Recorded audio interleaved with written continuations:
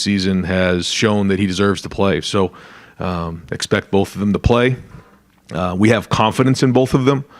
I think that's significant that we have two guys that we feel confident playing in a game. This is something that's a little uncharted territory for me, but you just go on what you see every day in practice. And I think that Kyle's consistency the last couple of weeks has allowed him to be the starter. He deserves that. But I also think Devin deserves to play in the game as well. So how much, all that's still to be determined, but we've at least come up with that conclusion here. Follow-up, if someone would have told you, I don't know, maybe in the spring, this is how it was going to turn out, it'd be so close that you'd be playing both guys, would you be pretty surprised? I didn't have a lot of expectations other than I felt like both guys have a chance to be really good quarterbacks, and you just don't know. And when you start to create expectations, then maybe you can start to do things that can put you down a certain path. I decided not to do that. Even really stepped away a lot in the spring and kind of let it all play out. Been more involved this preseason. But pleased that we have at least two guys that we feel confident about going to play in this first game. And ultimately, we have to go win this game. It's a road game. It's a conference game against a very well-coached team. Got a lot of respect for Tom Allen and the way he does things. And so this is going to be a real test for our team early on in the season. Second row right, Bill Landis, Rivals and the podcast. Right, he said this is uncharted territory for you a little bit. So what do you rely on then as you try to formulate a plan to play two quarterbacks? Well, I think the first thing is you just have to go watch them play in the game. And it's one thing, in practice you see certain things, but to get tackled and to move the team down the field and, finish off drives, do well on third down, do well in the red zone, that's going to continue to play itself out during the season. And there's been teams that have done this similar before. And, ultimately I told the guys when I met with them today that the goal is to go, win championships. And when the season's all said and done, the story is going to be written. What we can't do is ride the roller coaster every drive, every game. They both need each other right now, and I think that's great. They make each other better. I think the competition has made them better, and it's been back and forth. And so we'll kind of go into the game, each game with a plan, and then evaluate it after that. I think that's all we can do. The idea of not riding the roller coaster, can that apply to the coaches as well? When you have two that can play, weighing like, oh, this doesn't look that good, should I put the other guy in now? Like, how do you think that might go? Well, I told both of those guys this isn't going to be a situation where, they need to be worried about getting quote-unquote benched, being in the game. That's not the case. They have to go play through, some of that stuff. CJ kind of went through it his first couple games, and, when he was here as a sophomore. And you just don't know how it is going to play out. But all we can do is just do the best we can right now. Go win the first game is the goal, and how that looks. I don't know exactly how it's going to be. And then a week from now, we're in a different place. We have more to go on, a bigger sample size of in game, and we go from there. I just don't have a crystal ball on this, and I'm not sure how it is going to shake out. But I think what we're doing is fair based on what we've seen this preseason. Right behind him, Tony Gervin, Buckeye Hubble. Right, quarterback position being different than any other position in terms of the transfer portal and things like that. Last week you said the winner, the tiebreaker, would be the guy that responds when his back is up against the wall. Kyle McCord being pushed by a younger guy at quarterback. If you get pushed by that younger guy and he goes past you, that's something significant. So to see him respond these last 2 weeks with that kind of pressure, what are your thoughts about that? Well, I'm pleased with that. I think that is exactly how things shook out a little bit this preseason. I think that Devin made a real strong push about 10 days ago, 2 weeks ago, and then Kyle responded with some really consistent play. And that was a good response. And that was, very encouraging. Now it's time to go play in games, though. And, we certainly have seen enough in practice to believe that both guys can perform in a game. And now it's time to go put it on the field. And when you're in the game, you really get an idea of what is going on. In practice, you have controlled settings and you try to make them as game-like as possible. But again, now time to go play. Right next door, Rob Olive, Columbus Dispatch. You're part of a big coaching network. Have you talked to anybody about how this has worked? Have you been part of it? I don't know if Chip's been part of it or not. You plan to do that, just kind of pick the brain of somebody who's been through it? I talked over years with different coaches, just because quarterback play is something that obviously I've been a part of my whole life, and you talk to different people about that, and the theory of if you don't have a starting quarterback, you don't have a quarterback. I mean, that wasn't the case for Alabama when they had Tua and Jalen and Mac Jones. Ohio State attracts some of the best players in the country, and it all worked out great for them. That's one example. You think about the year when the national championship was won here most recently, they had 3 guys who played. You try to do the best you can. A good problem to have is when you have multiple guys you feel good about putting in the game. And I think the more we play in these games, the more we're going to see the strengths come through. And we'll just, on a weekly basis, try to do the best we can, put a game plan together that gives our team the best chance to win. And again, I see our receivers getting in rhythm. I see the offensive line getting in rhythm with both guys. If I didn't feel that, then I would step in.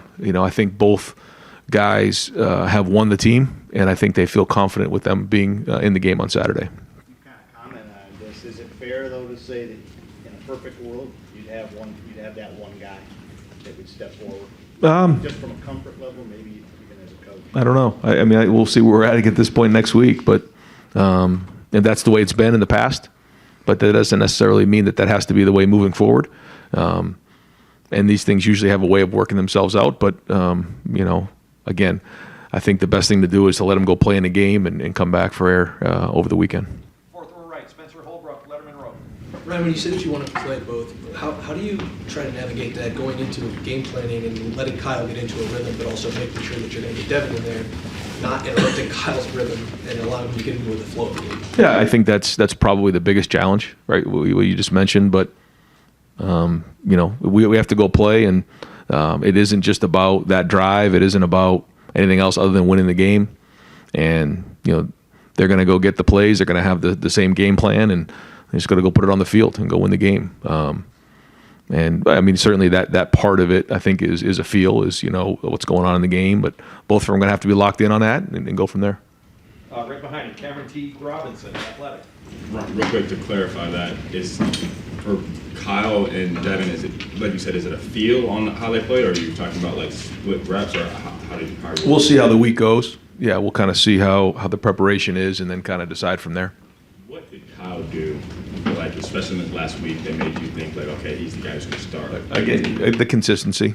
Yeah, he's been accurate in the passing game. He's done a good job with his reads, taking care of the football, and that's important with the surrounding cast that we have on offense, is to make the routine plays routinely and take care of the football, and ultimately lead the team down the field to score touchdowns, and he's done that. So that's why he's starting. Far right, Tom Sperry, WBNS 10 TV. Coach, no matter who it is, it'll be a rookie quarterback in there. What do you expect out of Indiana? And that's been a tough place to play over there. What do you think they try to do to disrupt the quarterback? Well, the first thing is they have a very different team than they did last year. They've added a lot of new pieces, a lot of talent coming in, different little change up on the staff. And, we've been in dogfights with them early in the season before, and they're very well coached. So, we have to do a great job of adjusting to, some of the changes that they've made on both sides of the ball. But ultimately, it's going to come down to fundamentals, taking care of the football, tackling really well, hand placement, all the things that come into play in a first game, and handling the environment, going on the road for the first game, conference game. What's the guys, I mean, obviously they've gotten all the attention.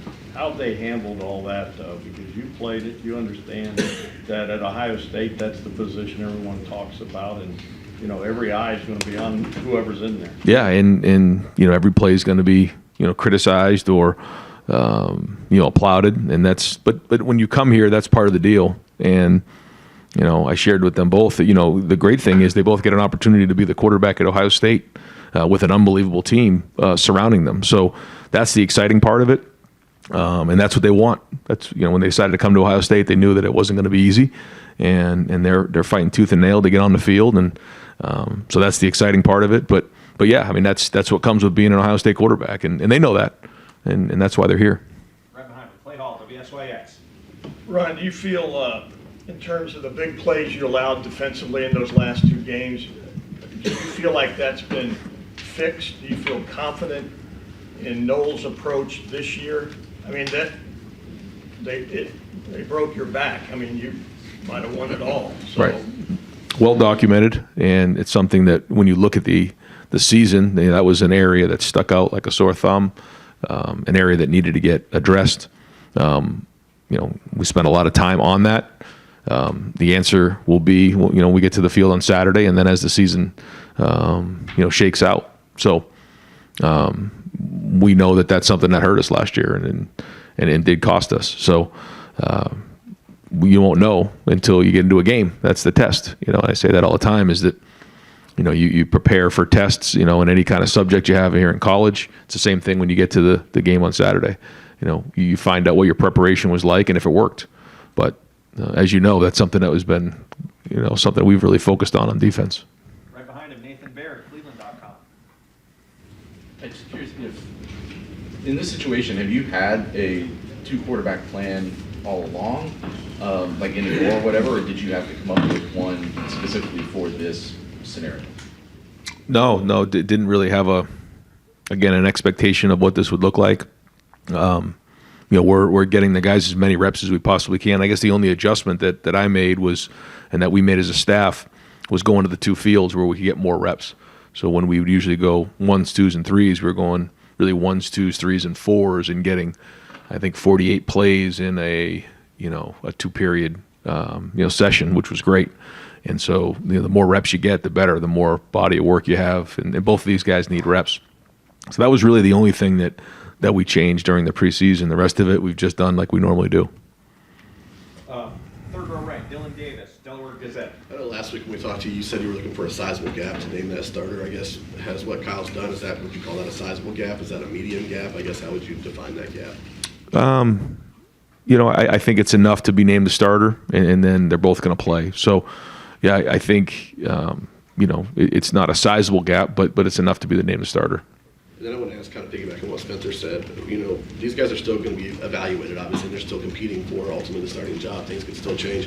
How do you guard against these guys maybe playing outside of themselves, or, trying to do too much in the game, trying to put something on the field that maybe ultimately flip-flops the situation? Yeah, to talk about it and make sure that they understand that that's not going to be the case, that this is something that's ongoing, and that we're looking at this through this season. So at some point the season's going to be over, and we're going to look back on this year. And sometimes it's hard to do it in that manner. We all want to look right now and see what's going to happen with the whole season, and react to what's going on right now. But if you can take a step back and think about, okay, at some point January is going to be here, and we get to January, we're going to look back on this season, and there's going to be a whole bunch of football played, no matter how it shakes out. And so that's not easy to do, but it's something that we've talked about so that they understand that this isn't about one play or one drive. This is about the entire season. And again, not easy to do, but we're definitely talking to them about that so that they understand that it's not about one play or one drive. Third row left, Dan Hope, 11 Warriors. Ryan, have you guys decided who's going to handle the kicking duties on Saturday? Jaden will handle the kicking duties, yeah. What led to that decision? Yeah, just overall consistency again. We chart everything, and he's done a really good job. In the spring, he did a nice job kicking off for us last year. And, his overall consistency has, allowed him to be the starter, and we just really go off of the chart, how many kicks have you made in this area? How many kicks have you made in this area? We've had live situations. What have those been like? We look at them in the stadium. We look at them in practice, kind of chart everything and do the best we can.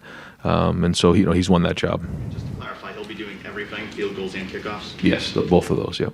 Far left, Joe Nugent, WCMH. How significant is the challenge in week 1 preparing for a team that has 23 transfers and trying to find film on those guys? Yeah, we have Billy Homer in-house who does all the evaluating of our transfer portal guys, and so he goes through and does the best he can to evaluate the film based on what he sees at other schools. But like you said, it's hard to figure out how the team's going to look when you have so many new faces. So what you do is you try to combine what you've seen in the past. There's certainly, Matt Guerreri's a new coordinator there. They have new pieces on their staff. They have new players. So there's a lot in there. And you have to have contingency plans. That's part of, coming out of the gates with a conference, road game with all these things into consideration. There's some unknowns. But that's common to almost every season. And, like Indiana, we have a new quarterback here new quarterbacks playing, and so what is that going to look like? And you have to be able to adjust in game. Front row left, Mitch Stacy, Associated Press. Back to Kyle for a second. You spent so much time watching CJ over the last 2 years in all these pressure-packed situations and just about any situation you could think of. What kind of advantage did that give him as far as, stepping right into this role? Well, you'd like to think that there's an expectation of what to expect because you've seen it now. He's been in the program here and for a few years, and he's seen the good and the bad and the ugly, really. And a big part of life is knowing what to expect. And so he's been around, so he's at least seen it. Now he's got to go do it. It's a whole different thing when you're actually physically doing it than watching somebody else go through it. But I do think that allows you a little bit more of it, anticipation as opposed to reacting to the situations and seeing what's coming down the road. Front row right, Austin Ward, Rivals, the podcast. Ryan, I would think when you have 3 new starters on the offensive line and you're evaluating a quarterback battle, that probably consumed most of your thoughts, or at least the temptation would be for that. Do you feel like you were able to turn that off enough, as much as you wanted maybe, to think about all the other decisions that you had to make this month, or did it actually overwhelm everything else? It was a big part of it, yeah, for sure. But I think, we've got really good people in place here that have allowed me to look at things from a wider lens, like you're talking about. And we've had several team meetings to talk about different situational things, and to be around the team, try to get as many special teams as I possibly can, as opposed to jumping in the quarterback meetings. But it's been important to be involved with the quarterbacks because it's 2 guys who haven't played a whole bunch of football, and so I've been very much involved with that. I think Justin Fry has done an excellent job with the O-line in what he's done, and he's got a really good supporting cast helping him there with the O-line. But and that certainly takes a little heat off of me. But we know how important the quarterback is, and we have to make sure that's right. But I'd say overall for this camp, I've been allowed the opportunity to jump around. Second row middle, Stephen Meach, Cleveland.com. Ryan, just with Kyle again, I think Kyle was the first quarterback that you guys landed with you as the head coach here. He's kind of been here for a long haul a little bit. Have you learned anything about him that maybe you didn't know when you first started recruiting him through all this process? You learn more and more. I think we're about to learn more now that he's going to go be in a game where he is the starter. He started that one game when he was younger, but I think we'll learn more about him. But up until this point, somebody who does a really good job off the field, making connections in the locker room. I think a lot of the guys, look up to the way that he handles himself off the field. Very serious, hard worker. He's always in there watching film. And so now it's going to be exciting after all the work leading up to this to see him get on the field and play. Behind him, Pat Murphy, 24/7 Sports. Ryan, we've heard and seen a number of receivers make plays out there. You guys have talked about a bunch of them. How many guys are you comfortable with going out there and playing meaningful snaps heading into week one? That's a good question. I would say we're probably in the 5 to 6 range, in terms of depth. Not getting into names, but I think we would feel comfortable putting about 5 or 6 guys in the game there. 2 or 3 guys at tight ends, a whole bunch of guys at running back. So we do have some depth, and it allows us an opportunity to be creative too. How much does it help to have that group that you are confident in, veterans coming back with a new quarterback? Regardless of it's critical, and that's the thing that I've been trying to get with some of the wide receivers to make sure they understand is when you have a guy who's doing it for the first time, you got to paint a really good picture. When it's zone, you got to really space it out. When it's man, you got to win, and that's important because certainly on third down and certainly in the red zone is where the quarterback's got to be on point. They got to do that's where they make all their money, and we need the wide receivers to not only show their talent but their experience and their maturity, and until they get into a rhythm, which they will. Front row, Joey Kaufman, Columbus Dispatch. Ryan, the new clock rules in college football are now in effect with the no stoppage, or clock not stopping after first down. What do you think of that rule? How do you see it as sort of affecting things for you guys this year? Yeah, I think we looked and did a quick study on the number of plays coming out of this weekend's game, and I think it was around 63, which is significant, I think. Yeah, so we'll see how after a whole bunch of games are played this weekend what that number is, but it is going to shorten the game a little bit. Do you see teams trying to use that against you? Or try to kind of ball control things? Teams have kind of done that in the past. Yeah, I think teams try to do that, but ultimately you have to do what you're going to do to get into a rhythm, and like you said, if you're up on a team and you can shorten the game, I think that makes a lot of sense. But there are times where we do play in games where that is the game plan, where teams want to slow us down and keep the offense off the field. But you also have to be getting first downs, and you have to run the football. So you want to get yourself into a rhythm on both sides of the ball without overdoing it. But yeah, it'll be interesting to see after this weekend what the numbers look like. Right next door, Tim May podcast. Let him in the room. Thank you, Jerry. Was there a point a week and a half, 2 weeks ago, where you pulled Kyle aside and you talked about having conversations with both of them, and just was there ever a moment where you say, hey, you're kind of blowing it here, kid? I mean, were there ever those kind of like face-to-face kind of moments where, and you saw him step up? We had constant conversations, yeah. First off, daily conversations, but then there are some points where you visit with the guys and say, here's where you're at, here's what I've seen, here's where we need to get better. Never really drew lines in the sand during the preseason, but there were ebbs and flows, and there was definitely times where Devin did pull ahead. We made that clear. There was times where Kyle pulled ahead at different times. But ultimately, where we are right now, we feel like the last 10 to 14 days that the consistency's allowed Kyle to be the starter. So again, it's healthy because it's great competition going on. But yeah, we've had to communicate that with guys and let them know, here are the things you're doing well, but here are the things you got to improve if you want to be competing at a high level and be the starter. And when are the butterflies at the most in a coach's stomach, a head coach's stomach, gut? Is it that first game, first starting? You understand what I'm saying? I mean, I would think the butterflies were circling around something else this time a year ago with CJ coming back as your returning starter. But how much does that add to the butterfly quotient? Yeah, it doesn't help. That's for sure. Yeah, I mean, every game there's butterflies. That's just the way it is. But you go off what you see in practice, and we have a team that's played football before, so that helps with that. When you have a bunch of guys like I was again thinking about where we were at 2 years ago when CJ went into that game against Minnesota. There was a ton of unknowns on defense, and you had a brand new quarterback. We talk about butterflies, a whole bunch of butterflies on that one.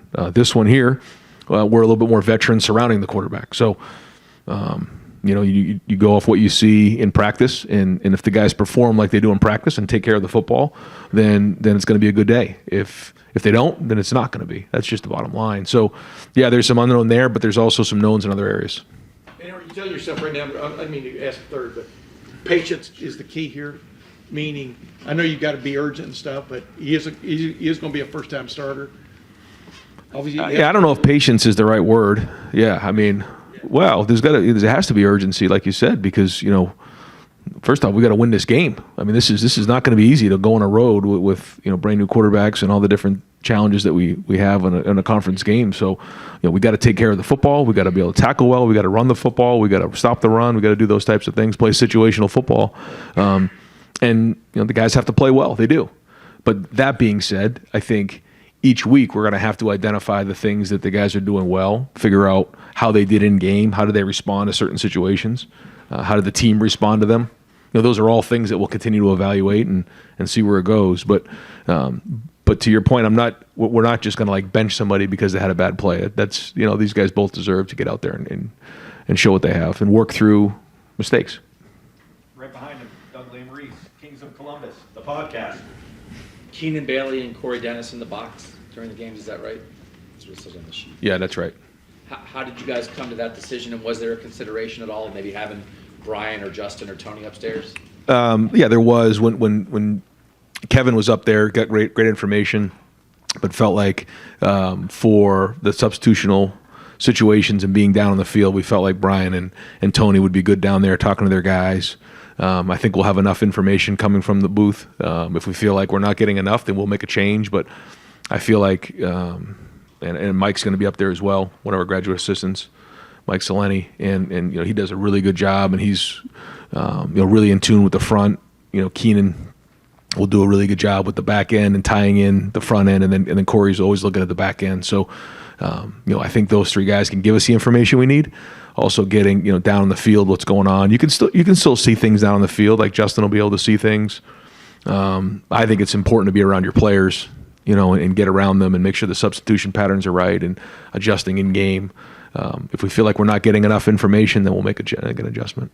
And then multiple running backs, you mentioned that. Do you have a sense of how you might like that to go here in the first game? Do you imagine a split? Can you play three? Is there a lead guy?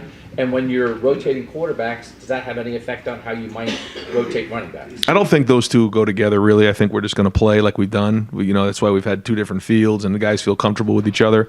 So I don't think that'll be an issue. But I also think, Trayvion's had a great camp. Mayans played well. Chip has done great. I think you're going to see all those three guys for sure. Dallin Hayden is run well. So, at least those four. Evan, we'll see if we can get to Evan. But, there's a lot of guys in that room. We're going to need all of them. We're going to need all those guys in the game. We're going to need those guys this season. Front row, Phil Rabinowitz, Columbus Dispatch. I assume you told those guys this morning, is that right? Yes. What was Kyle's reaction and what was Devin's reaction? They both agreed. They felt like, I asked their feedback, and not to get into the details of it because it's it's in-house, but I kind of said, any feedback on that, and they said, no, this is it fair? And they both agreed it was fair. I met with both of them together, and they both shared that they want to do what's best for the team, and that was great. And I said, there's going to be a lot that comes with this, just being at Ohio State and the media, and you have family, you have friends, you have a lot here. You guys just need to focus on doing the best you can, and at the end of the season, we'll come up for air on this thing. And that was the message, and they were both great. They're excited to play.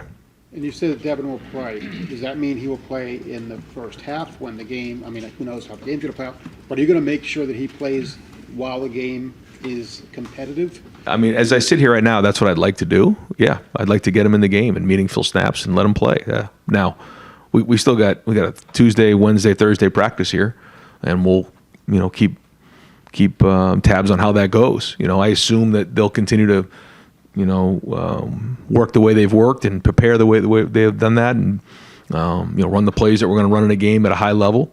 If something were to change, then we'll make an adjustment from there. But yeah, I'd like to do that. Just to clarify real quick, the offensive line, Josh Simmons at left tackle, Josh Fryer right tackle, is Carson Hinsman the center? That's it right now, yes. Second row left, Steve Hellwagon, 24/7. I apologize, I didn't catch it. Is Hinsman the center, or what is the situation? He is. He hasn't played it down a college football to go shoved right in there as a redshirt freshman. Just your thought about him. Yeah, again, you trying to keep me up at night again, like the rest of these guys? Jeez. Yeah, but everyone who comes into the program, has to go through this, and there's going to be good plays, there's going to be bad, but you go off of what you see, and we believe that Carson can do it because we've seen it on the field. We also feel like, Vic's done a nice job as well, and if we need to put him in the game, we will. But Carson deserves the opportunity to play.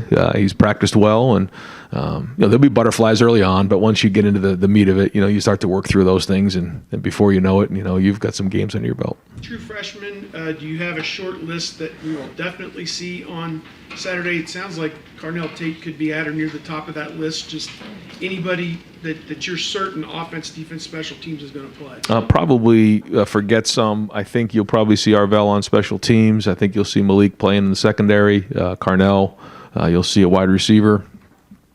I'm going to forget a couple guys, but those three jump out. And Luke, if you get a chance on the offensive line, perhaps? Yeah. Montgomery? Yes. Yeah. Luke will get in the game. Getting close to wrapping up, folks. We've got time for a few more right behind him. Jeff from Press Pros. Depth. Talked a lot about depth here and there. Yeah, you got a new center, you got a new quarterback, you got two quarterbacks you want to play. How do you feel about the depth and experience this year based off the last couple of years, and maybe those butterflies for some things, but overall fewer? every year you're going to have new faces in some of these spots. Some of them are guys who've been in the program. Some of them are transfers. But like you said, there's a lot coming back, and that does at least allow you the opportunity to know these guys have been in games before, and that takes a little of the unknown out of it. And that is important. It gives you confidence going into a game like this. Is the offensive line sort of with the 3 new starters, does that still feel, you used the word decent depth, I think, a week or so ago. Is that from a strength? Yeah, I think so. The good thing about Simmons is he's actually played in college games. Now, again, it's a little bit different. Josh has played in games, hasn't, and actually has played a significant amount of time. So that part's good. Carson hasn't, but it's time to get out there. And again, we have to go with what we see in practice every day. And if they continue to perform the way they've done in practice, we say you sink to the level of your training, then, they'll have an opportunity to grade out champions, and it'll be a good day for them. But it's time to get on the field and go see. All right, Adam King, WBNS. Obviously, going on the road in an opening game changes a lot of things. I think it's like the last 4 road games, Ohio State's trailed at the half when they opened. How do you not allow that to? How do you not allow that to impact the quarterback? In your mind, knowing that struggling on the road is a natural thing in this. Yeah, every play is going to matter even more. I think we talked about the plays. I think that is critical. But like you said, you can't panic when things aren't going well, but you also can't get out in front of yourselves when things are going well, or when things aren't going well. Then you can't panic. That's part of the game, and that's the thing about practice. When you have a good play or a bad play, it's on to the next one. Or now, when you're in a game, there's consequences or whatever for whatever you do, and that's going to be part of this, is understanding where you are in the game, managing games, not panicking, and but also again, like I said, you got to put there's a couple years ago we played Indiana, we were up by a bunch at halftime, and then they came all the way back and almost caught us at the end. Those are all the types of situations. But I think my first year here. It was really close at halftime. Up there on a Thursday night, there was a dogfight, and we know we're going to get their best shot early on, and they have some really good talent coming in. So we have to be prepared for whatever. I always say this at halftime: you're either it's either tied, you're winning, or you're losing. It's one of those 3 things, and you got to have a plan for all 3. You can't get in a situation where you get to halftime and you're like, okay, we're not winning. What do we do? Well, we know that's an option here, so we have to be able to talk about that ahead of time, and I'll do that this week. Got time for a couple more. Fourth row right, Andy Backstrom, Letterman Row. Ryan, you talked a lot about that Oregon game and how influential that's been for you looking back on CJ's time. That Minnesota game, is that right along with that in terms of what you learned from that experience now having a new quarterback on the road in a Big Ten game? Yeah, you learn every year. But every team is different. Every scenario is different. But you try to do the best you can based on your experiences, and that game was a learning experience for sure. Deep left field, Jeremy Birmingham, Rivals.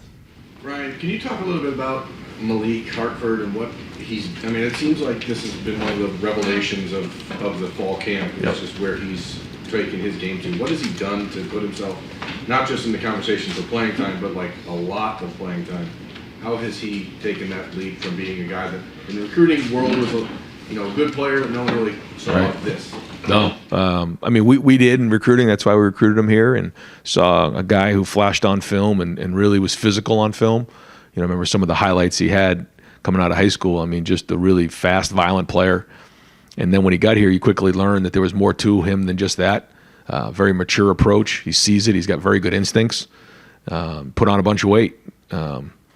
We had a little friendly wager between Coach Knowles and I. I think he came in at 169, and I said by the time August camp hits, he's going to be over 190. Coach Knowles jumped on the bet, and I won. He came in at 192. So from January to August, he really got after it in the weight room, and he's going to deserve the opportunity to play. He's done everything he's been asked to do. He still is a freshman, so we'll be smart early on in this game, but really excited about his future. Where does he fit in that rotation at safety? Obviously, Lathan seems like he's pretty locked in. Sonny last week, he's the starter. Is it just a situational thing? Is it a guy that fits at any one of those spots? How do you see that working? Yeah, that's something that we spent a long time talking about this offseason, is the right mix back there. The good news is that, they're a little bit interchangeable, but for a freshman, we tried to keep him, at one spot, and so he can learn it. Jihad and Proc, those guys can move a little bit more, but we have moved them around a little bit just to create depth. But for him, in particular, he'll mostly be at the adjuster. And final questions, fourth row left, Brendan Gulick, Buckeyes Now. Coach, I'm glad you brought up Minnesota, and I was thinking last year about Notre Dame. The idea of playing a really meaningful game to open the season. It's a conference game. Do you talk much about what you learned from having those situations with a team that a couple years ago I know you were concerned about coming off of COVID, how that lack of experience was a problem? Are those conversations about, hey, this is what we learned against Minnesota, learned week one against Notre Dame, and applying them this time? Yeah, and that's why one of the goals, that when we listed our goals this year, was to win the first game. That's not something usually we do here, but we have to win this first game, and so that's the first focus.